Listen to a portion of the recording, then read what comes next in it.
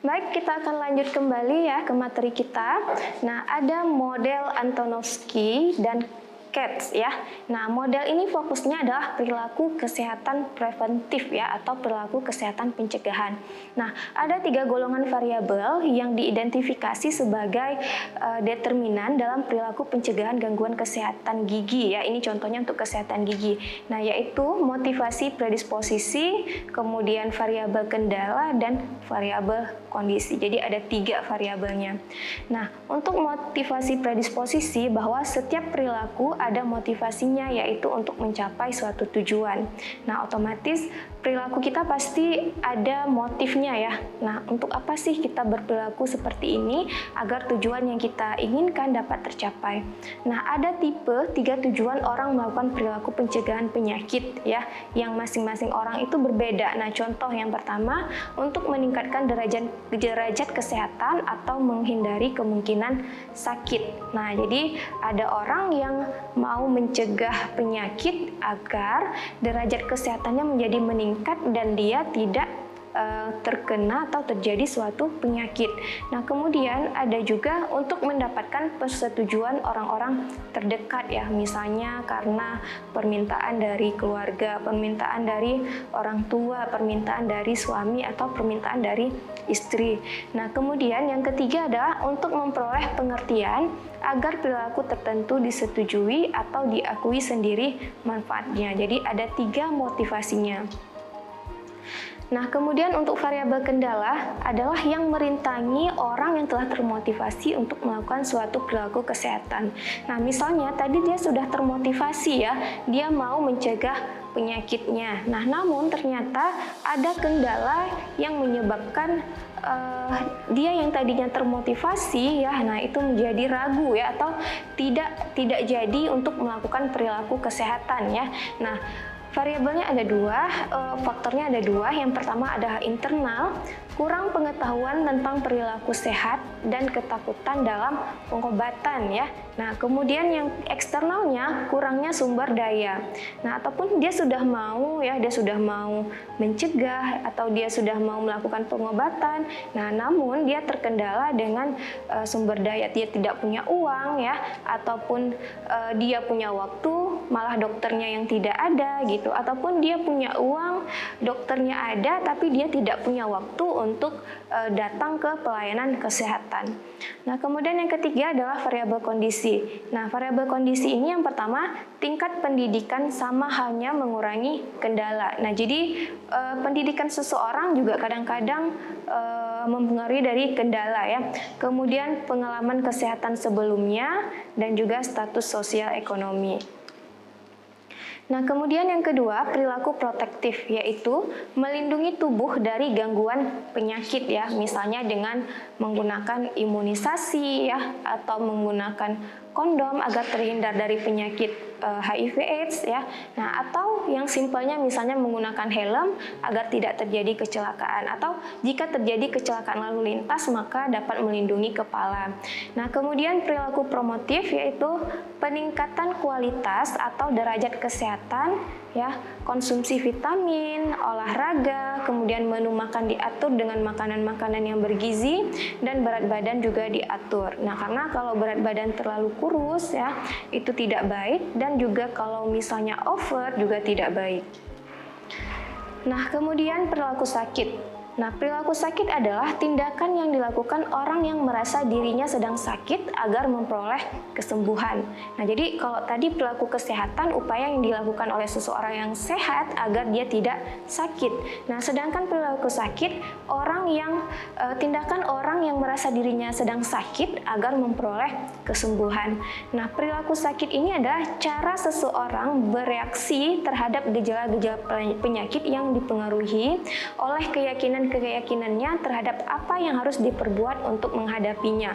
Misalnya seseorang tiba-tiba menggigil. Nah, menggigil itu merupakan gejala ataupun demam ya, merupakan tanda dari suatu penyakit. Nah, ketika seseorang merasa dia demam, otomatis dia akan mencari cara bagaimana agar dia sembuh ya dari demam tersebut, dia bisa sembuh. Nah, jadi itu dikatakan dengan perilaku sakit. Nah, penyebab perilaku sakit yang pertama dikenalinya gejala-gejala atau tanda-tanda yang menyimpang dari keadaan biasa ya, seperti demam tadi atau sakit kepala. Nah, kemudian banyak gejala serius dan diperkirakan menimbulkan bahaya. Nah, contoh misalnya tiba-tiba mengalami perdarahan ya. Nah, kemudian dampak gejala terhadap hubungan dengan keluarga, hubungan kerja, dan kegiatan sosial yang lain. Nah, karena demam terlalu tinggi sehingga dia tidak fokus ya, dia kerjanya tidak fokus. Kemudian hubungan dengan keluarga juga, mungkin ketika orang tua atau saudara mengajak berbicara, dia menjadi acuh tak acuh karena kondisi tubuh yang sedang tidak fit ya, atau juga dengan kegiatan sosial yang lainnya. Kemudian frekuensi dari gejala dan tanda-tanda yang tampak dan persistensinya. Nah, jadi gejala yang terlalu banyak ya frekuensinya, atau gejala yang semakin parah tanda dan gejalanya juga dapat mempengaruhi perilaku sakit pada seseorang. Nah, selanjutnya batasan analisis kondisi tubuh. Yang pertama, batasan sakit menurut orang lain. Nah, menurut orang lain, orang-orang di sekitar individu yang sakit mengenali gejala sakit pada diri individu dan mengatakan bahwa dia sakit dan perlu mendapat pengobatan. Nah, biasa terjadi pada anak-anak dan dewasa yang menolak bahwa dirinya sakit ya.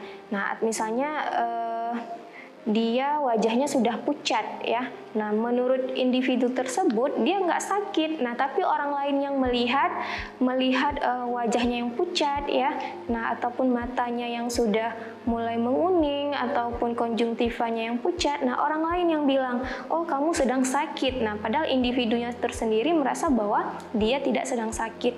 Nah, kemudian batasan sakit menurut diri sendiri, yaitu individu itu sendiri yang mengenali gejala penyakitnya dan menentukan apakah dia akan mencari pengobatan atau tidak. Nah, analisa orang lain bisa bertentangan dengan analisa individu. Contoh misalnya, fisiknya terlihat bugar, wajahnya terlihat fresh ya, namun dia merasa bahwa kondisi tubuhnya itu lemah, kondisi tubuhnya sedang sakit sehingga dia harus mencari pengobatan. Nah, meskipun secara fisik ya, begitu dilihat oleh orang lain, sepertinya kita dalam kondisi yang baik-baik saja. Nah, dampak sakit yang pertama adalah perubahan peran, ya, kemudian terjadinya gangguan psikologis, ya, misalnya seperti sakit gigi, ya. Nah, kalau sakit gigi otomatis kita mengalami gangguan psikologis, ya. Nah, kemudian masalah keuangan. Nah, kalau kita penyakitnya terlalu sering, ya, harus sering-sering berobat, nah otomatis keuangan juga akan terganggu. Kemudian kesepian akibat perpisahan, ya. Nah, misalnya seperti saat ini ya, sedang penyakit COVID ya, harus diisolasi ya, sehingga kita berada di ruangan yang hanya sendiri, kita merasa sepi ya. Nah, kemudian perubahan kebiasaan sosial. Nah, biasanya mungkin kita sering mengikuti berbagai macam aktivitas sosial, namun karena sakit kita tidak bisa bergabung ya, tidak bisa mengikuti kegiatan-kegiatan sosial seperti biasanya. Kemudian terganggunya privasi ya, ini contoh misalnya ketika kita dirawat di rumah sakit ya, kita tidak bisa BAB sendiri, tidak bisa BAK sendiri ya, sehingga harus dibantu oleh perawat. Nah, sehingga privasi kita juga terganggu. Nah, kemudian dampak terhadap otonomi dan dampak terhadap perubahan gaya hidup. Nah, 5 macam reaksi dalam proses pengobatan ya. Yang pertama adalah shopping. Nah, shopping ini adalah proses mencari alternatif sumber pengobatan untuk menemukan seseorang yang dapat memberikan diagnosa dan pengobatan sesuai dengan harapan si sakit. Nah, jadi begitu kita sakit pasti kita akan mencari alternatif. Kira-kira di mana ya klinik ataupun tempat dokter ya, ataupun rumah sakit yang dapat menentukan diagnosis kita secara tepat dan memberikan pengobatan yang sesuai dengan harapan kita. Nah, kemudian yang kedua adalah fragmentation, adalah proses pengobatan oleh beberapa fasilitas kesehatan pada lokasi yang sama. Nah, kemudian yang ketiga adalah procrastination adalah proses penundaan pencarian pengobatan meskipun gejala penyakitnya sudah dirasakan. Nah, jadi walaupun udah merasa sakit, kadang-kadang kita berobatnya nanti saja, atau bulan depan saja berobatnya, atau kita merasa sepertinya ini tidak perlu pengobatan dulu. Nah, kemudian selanjutnya ada self-medication, adalah pengobatan sendiri dengan menggunakan berbagai ramuan atau obat-obatan yang dinilai tepat. Dan yang terakhir adalah discontinuity atau penghentian proses pengobatan. Nah, penghentian proses pengobatan ini biasanya dapat terjadi misalnya kita merasa putus asa ya, kita sudah capek berobat tapi tidak sembuh ya, sehingga kita memutuskan untuk menghentikan proses pengobatan.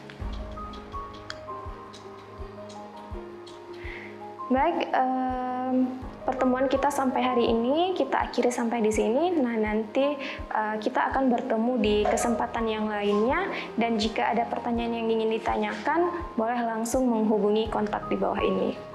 Saya akhiri, wabillahi taufiq wal hidayah. Assalamualaikum warahmatullahi wabarakatuh.